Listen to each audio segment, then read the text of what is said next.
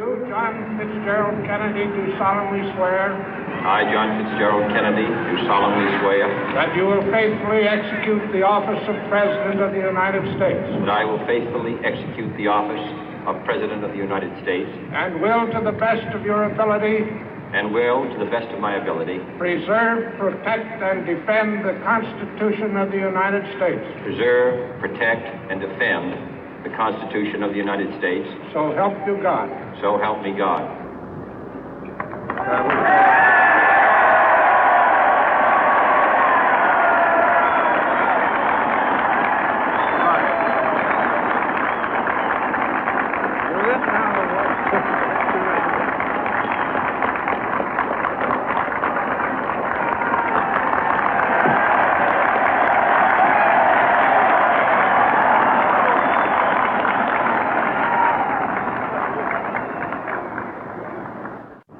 Vice President Johnson, Mr. Speaker, Mr. Chief Justice, President Eisenhower, Vice President Nixon, President Truman, Reverend Clergy, fellow citizens.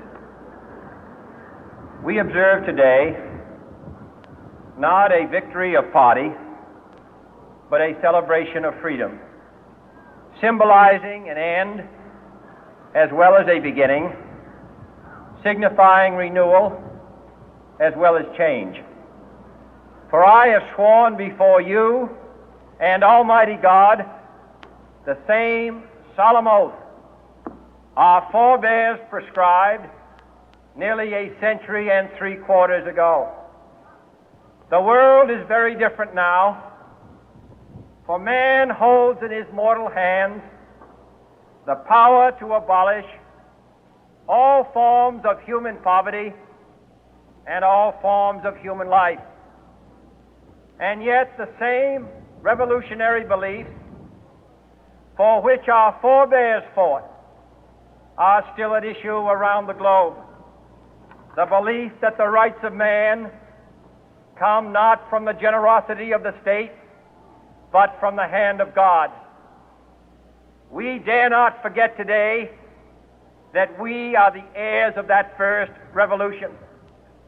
Let the word go forth from this time and place to friend and foe alike that the torch has been passed to a new generation of Americans born in this century, tempered by war, disciplined by a hard and bitter peace, proud of our ancient heritage, and unwilling to witness or permit the slow undoing of those human rights to which this nation has always been committed and to which we are committed today at home and around the world.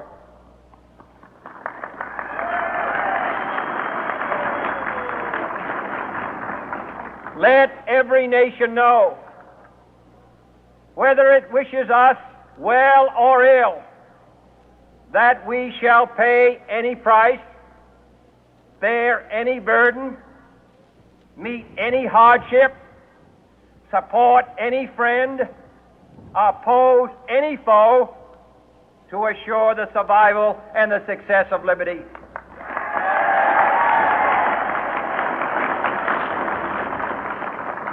This much we pledge and more. To those old allies whose cultural and spiritual origins we share, we pledge the loyalty of faithful friends. United, there is little we cannot do in a host of cooperative ventures. Divided, there is little we can do, for we dare not meet a powerful challenge at odds and split asunder. To those new states whom we welcome to the ranks of the free, we pledge our word that one form of colonial control shall not have passed away merely to be replaced by a far more iron tyranny. We shall not always expect to find them supporting our view, but we shall always hope to find them strongly supporting their own freedom, and to remember that in the past, those who foolishly sought power by riding the back of the tiger ended up inside.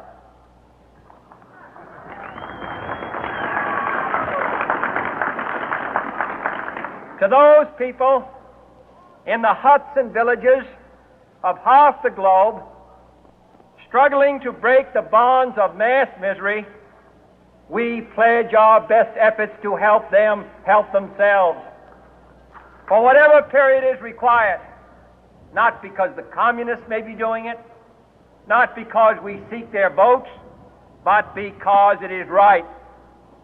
If a free society cannot help the many who are poor, it cannot save the few who are rich.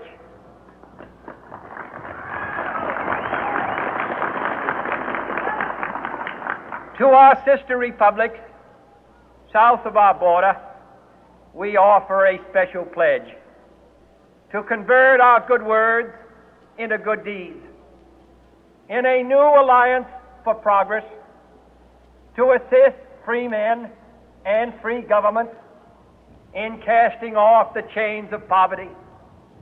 But this peaceful revolution of hope cannot become the prey of hostile powers. Let all our neighbors know that we shall join with them to oppose aggression or subversion anywhere in the Americas. And let every other power know that this hemisphere intends to remain the master of its own house.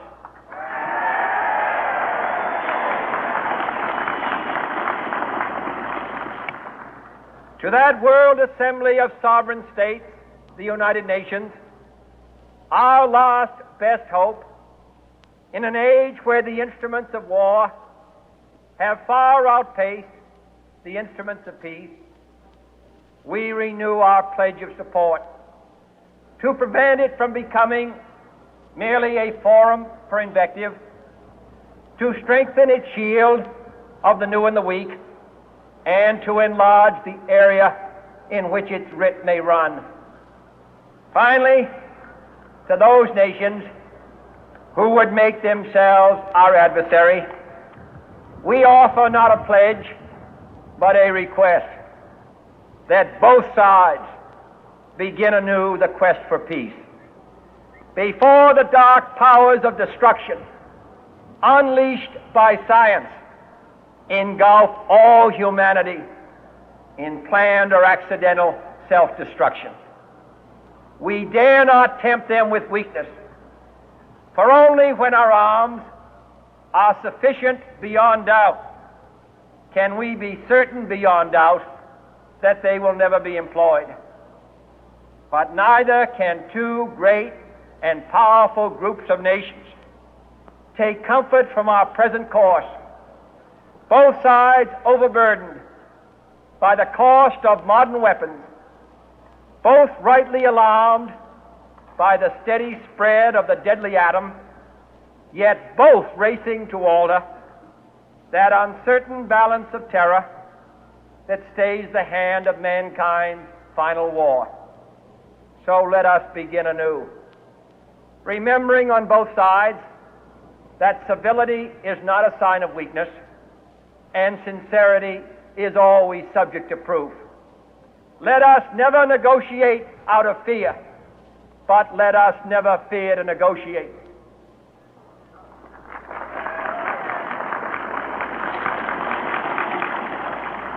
Let both sides explore what problems unite us, instead of belaboring those problems which divide us. Let both sides, for the first time, formulate serious and precise proposals for the inspection and control of arms, and bring the absolute power to destroy other nations under the absolute control of all nations.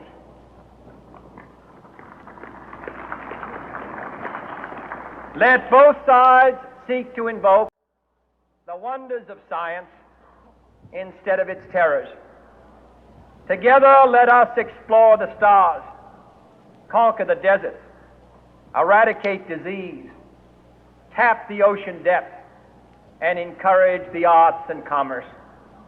Let both sides unite to heed in all corners of the earth the command of Isaiah to undo the heavy burden and let the oppressed go free. And if a beachhead of cooperation may push back the jungle of suspicion, let both sides join in creating a new endeavor, not a new balance of power, but a new world of law, where the strong are just and the weak secure and the peace preserved. All this will not be finished in the first 100 days, nor will it be finished in the first 1,000 days, nor in the life of this administration, nor even perhaps in our lifetime on this planet. But let us begin.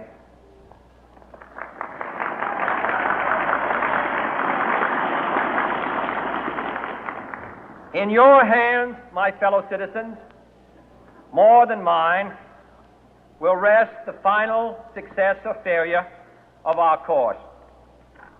Since this country was founded, each generation of Americans has been summoned to give testimony to its national loyalty.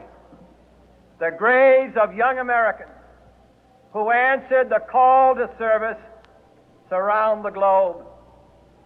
Now the trumpet summons us again, not as a call to bear arms, though arms we need, not as a call to battle, though in battle we are, but a call to bear the burden of a long twilight struggle, year in and year out, rejoicing in hope, patient in tribulation, a struggle against the common enemies of man, tyranny, poverty, disease, and war itself.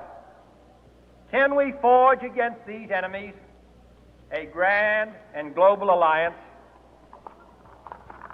north and south, east and west, that can assure a more fruitful life for all mankind?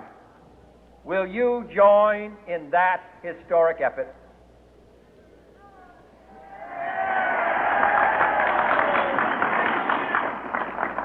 In the long history of the world, only a few generations have been granted the role of defending freedom in its hour of maximum danger. I do not shrink from this responsibility. I welcome it.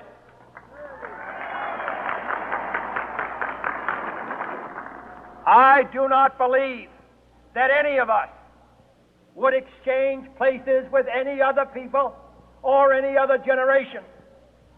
The energy, the faith, the devotion which we bring to this endeavor will light our country and all who serve it. And the glow from that fire can truly light the world. And so, my fellow Americans, ask not what your country can do for you, ask what you can do for your country.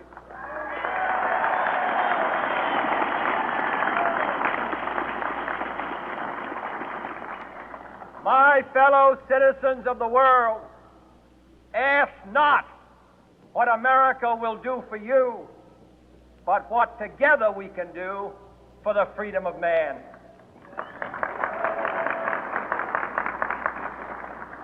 Finally, whether you are citizens of America or citizens of the world, ask of us here the same high standards of strength and sacrifice which we ask of you.